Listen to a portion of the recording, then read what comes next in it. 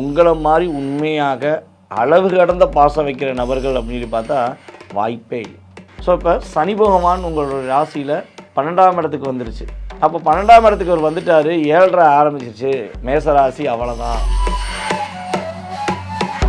இந்த 2.5 வருஷத்தில் நீங்கள் பட்ட கஷ்டம் அதாவது என்ன சொன்னால் படாத பாடுபட்டுட்டேன். நான் எந்த விஷயத்தை செஞ்சாலும் என்னால் சாட்டிஸ்ஃபேக்ஷனாக செய்ய முடியல. அதுபோல் வந்து பார்த்திங்கன்னா நான் உண்மையாக காதல் பண்ண என்னையே ஏமாற்றிட்டு போயிட்டாங்க. நான் உண்மையாக அன்பு வச்சேன், என் அன்பை புரிஞ்சுக்கல. ஸோ இந்த விஷயங்கள்லாம் சனி பகவான். அதே போல் இன்னொரு விஷயம், சனி பகவான் மேசராசி என்பவர்களுக்கு இந்த வருடம் என்ன கொடுக்க போகிறாருன்னா, பல நாட்களாக உடல் ரீதியாக மன ரீதியாக போராடின வியாதியிலேருந்து வெளியே வரப்போம். ராகு பகவான் உங்கள் ராசிக்கு 12ஆம் இடத்துல இருந்தவர் 11க்கு போகிறாரு. 11ல் இருந்த சனி பகவான் 12க்கு வந்துட்டார். அப்போ ராகு 11ல் போனால் திடீர் அதிர்ஷ்டங்கள். அதே போல் சனி பகவான் உங்களுக்கு தன்னுடைய பார்வை மூலமாக ஒரு விஷயத்தை உணர்த்துறார். உங்களுடைய ராசிக்கு 2ஆம் இடத்தை பார்க்காரு பார்த்தீங்களா, தன வரவுகளை அதிகப்படுத்துவார். ஆனால் தன வரவுகள் விஷயங்களை கவனமாகவும் இருக்கணும். குரு பகவான் உங்களுடைய ராசியில் 2ஆம் இடத்துல அமர்ந்து இப்போ 3ஆம் இடத்துக்கு பயிற்சியாக இருக்கார். குரு 3ஆம் இடத்துக்கு போனது வந்து பார்த்திங்கன்னா பொருளாதார நிலையில் நல்ல மாற்றத்தை கொடுக்கக்கூடிய விஷயம். நீங்கள் வேலை பார்க்குறதுக்கான, நீங்கள் தொழில் பண்ணுவதற்கான சரியான முறையில் கூலி கிடைக்கும். நீங்கள் பர்ஃபெக்டாக நீங்கள் ஒரு பிஸ்னஸ் பண்ணுறீங்க, அதுக்கான லாபம் கிடைக்கலன்னு வருத்தப்பட்டீங்கன்னா இனிமேல் உங்களுக்கு லாபம் உறுதியாக கிடைக்கும்.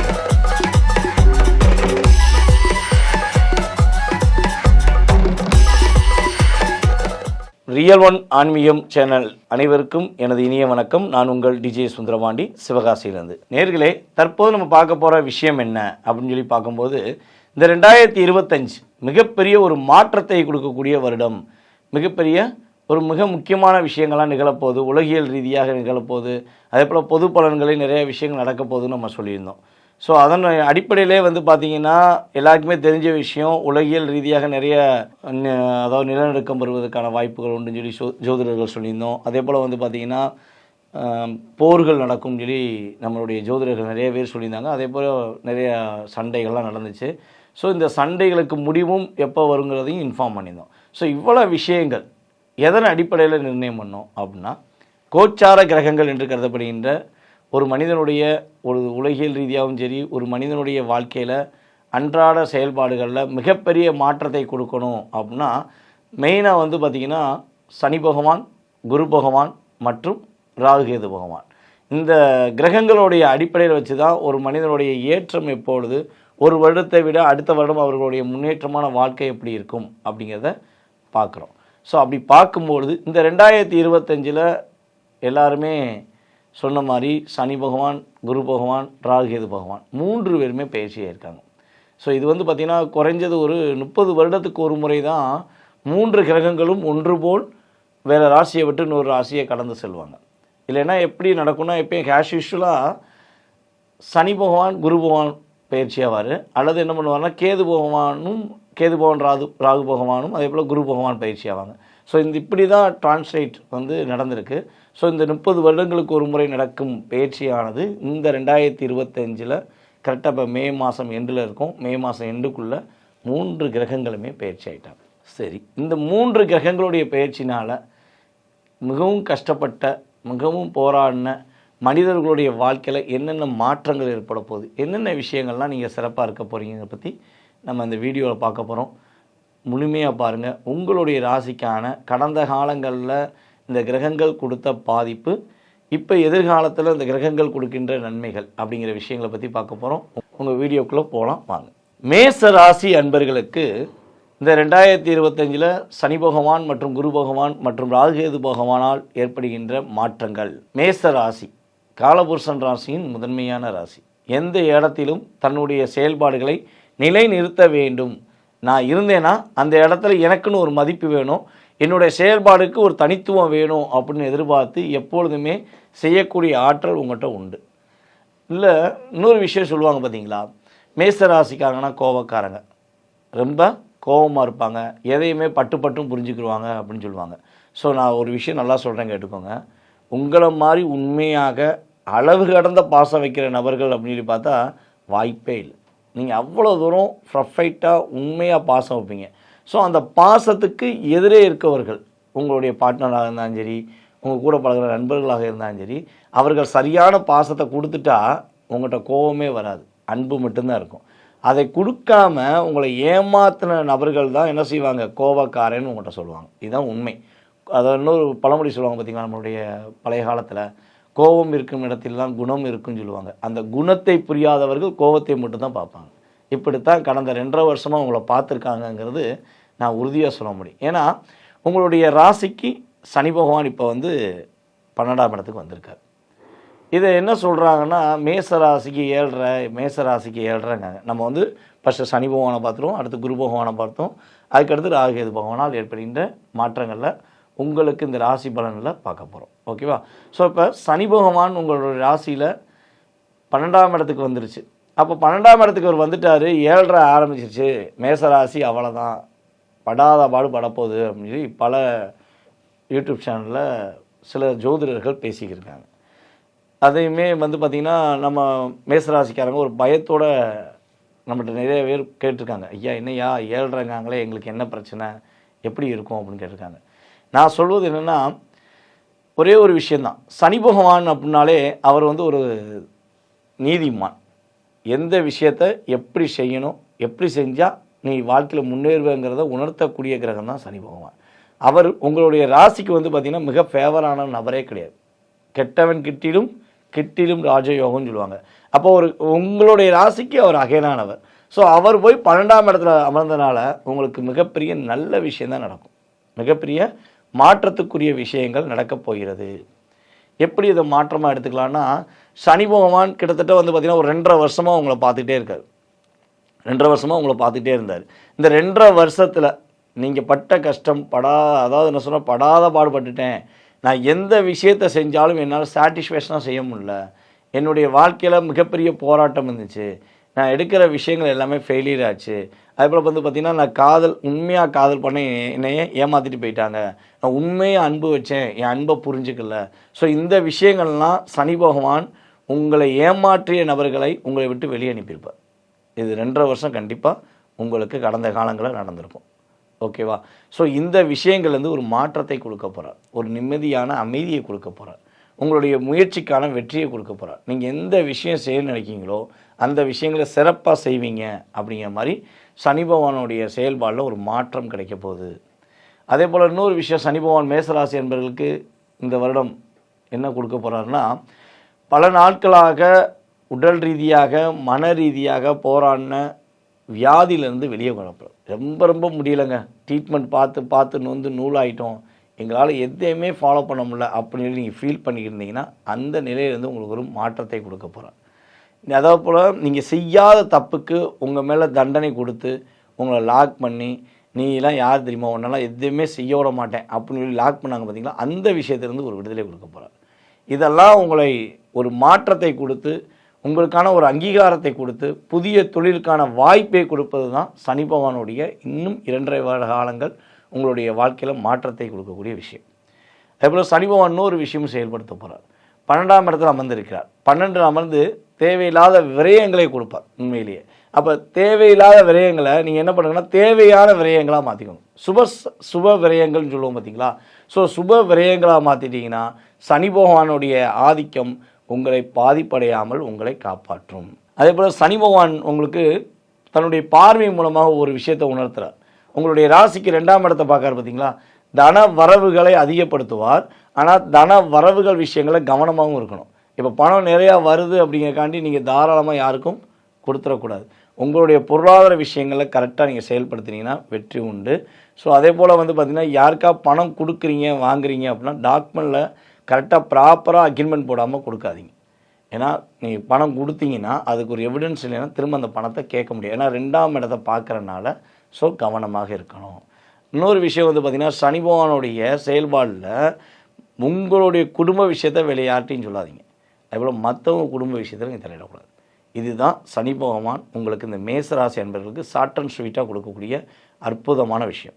ஓகே, இப்போ சனி பகவான் இவ்வளோ நல்ல விஷயம் செய்கிறாரு, அப்போ குரு பகவான் இந்த வருஷம் எனக்கு என்ன பண்ண போகிறாரு, ஏன்னா குரு பயிற்சி இப்போ ஆயிடுச்சு, மே மாதம் ஆயிடுச்சு, 14ஆம் தேதிக்கு மேலே ஆயிடுச்சு. ஸோ குரு பயிற்சி என்ன பண்ண போகுதுன்னா, குரு பகவான் உங்களுடைய ராசியில் 2ஆம் இடத்துல அமர்ந்து இப்போ 3ஆம் இடத்துக்கு பயிற்சியாக இருக்கார். குரு 3ஆம் இடத்துக்கு போனது வந்து பார்த்திங்கன்னா பொருளாதார நிலையில் நல்ல மாற்றத்தை கொடுக்கக்கூடிய விஷயம்.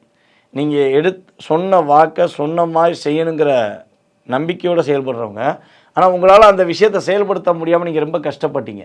கொடுத்த வாக்கை நம்மளால் காப்பாற்ற முடியலையே, நம்ம எடுத்த விஷயத்தை நம்மளால் செயல்படுத்த முடியலையே சொல்லி நீங்கள் போராடினீங்க பார்த்தீங்களா, அந்த போராட்டத்துக்கு ஒரு வெற்றியை கொடுக்க போகிறார். அதே போல் வந்து பார்த்திங்கன்னா உங்களுடைய ராசிக்கு 9ஆம் இடத்தை குரு பகவான் தன்னுடைய பார்வை மூலமாக 7ஆம் பார்வை மூலமாக 3ஆம் இடத்துலேருந்து பார்க்கார். ஸோ அப்போ கட்டாயமாக இந்த சனி பயிற்சியும் சரி, குரு பயிற்சியும் சரி, வீட்டில் ஒரு சுப நிகழ்ச்சி நடக்க போகுது. அது என்ன நிகழ்ச்சி அப்படின்னு கேள்வி கேட்டிங்கன்னா, திருமணம் முடியாதவர்களுக்கு திருமணம் முடிப்பதற்கான பாக்கியம் கிடைக்க போகுது.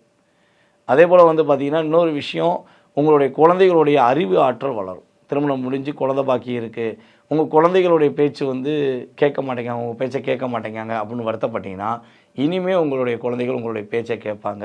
அதேபோல் மேச ராசி அன்பர்களுக்கு அவங்களுடைய தகப்பனார் வழி சொத்து கிடைப்பதற்கான பாக்கியம் உண்டு.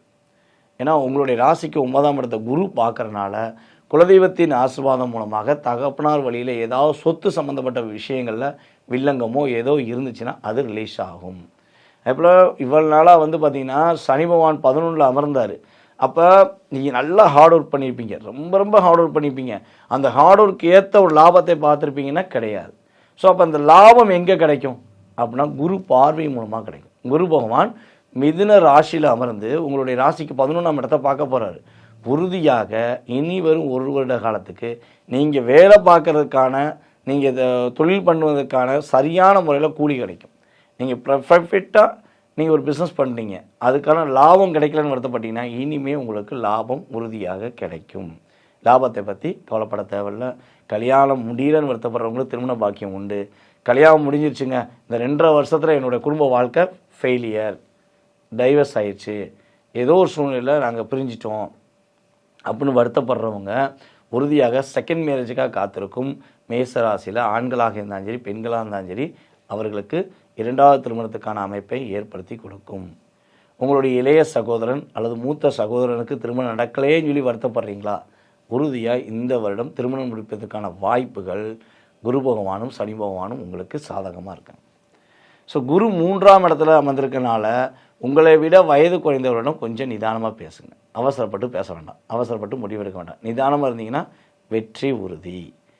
இதே போல் இப்போ குரு பகவான் இவ்வளோ நல்ல விஷயம் செய்கிறார். கேது பகவானும் ராகு பகவானும் என்ன பண்ண போகிறாங்க?